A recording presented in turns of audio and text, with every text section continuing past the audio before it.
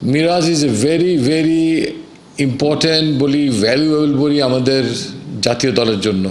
Still আমাদের টি-20 প্ল্যানিংয়ে একটু ব্যাকফুটে আছেন। He is not included here. He has enough knowledge about টি-20 এবং তার কোচ যে সমস্ত দিক নির্দেশনা দিবে, সো সেরকম কিছু দুই একজন হয়তো লেফট ওভার থাকবে।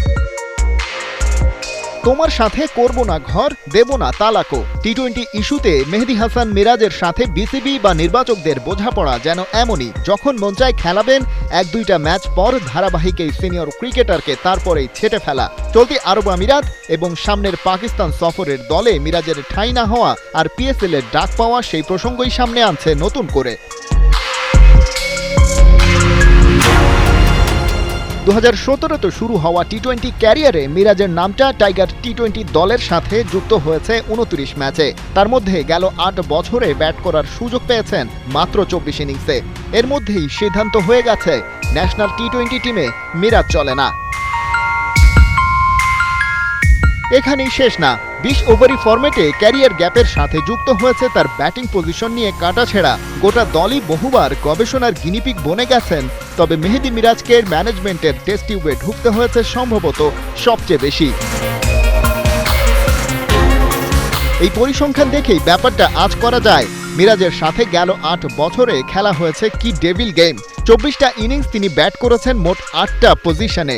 একটা নির্দিষ্ট জায়গায় সর্বোচ্চ 4 বার ব্যাট করতে পেরেছেন, ওপেনিংয়ে, স্ট্রাইক এন্ড আর 8-এ। এর মধ্যে আবার ফিনিশিং রোলের ওই 4 ইনিংসে তার স্ট্রাইক রেট 150 প্লাস, বাংলাদেশের প্রেক্ষিতে যেটা নিঃসন্দেহে ভালো। তার সাথে ফুল টাইম বোলিং করার ক্যালিবার তো আছেই।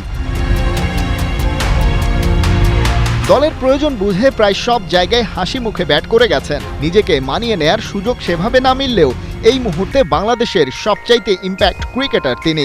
আরব আমিরাত আর পাকিস্তান সফরেও হতে পারতেন মিডল অর্ডারে মাঝের ওভারগুলোই ভরসার জায়গা। তেমন একটা জায়গাতেই লাহোর কালান্দার্সে ব্যাট করতেন সিকান্দার রাজা। টাইগার অলরাউন্ডার, আবার পিএসএল এর বাকি সিজনের জন্য অ্যাভেলেবেলও। তাই ওকে খেলাতে ঢাকা থেকে পাকিস্তান উড়িয়ে নিচ্ছে শাহিন শাহ আফ্রিদির দল। অন্যদিকে প্রায় 5 ওপেনার নিয়ে সাজানো দলের ওই মিডল অর্ডারই রয়ে গেছে বড় ফাঁক, যেখানে কেউ পারফর্ম করে এবার থিতু হতে পারবেন এমন আশা করছে টিম ম্যানেজমেন্ট। সেই আশা হয়তো মিরাজ নিজেও করেন, যাকে ভাবা হতো টাইগারদের ভবিষ্যৎ সাকিব আল হাসান। খালিদ জামিল, 71।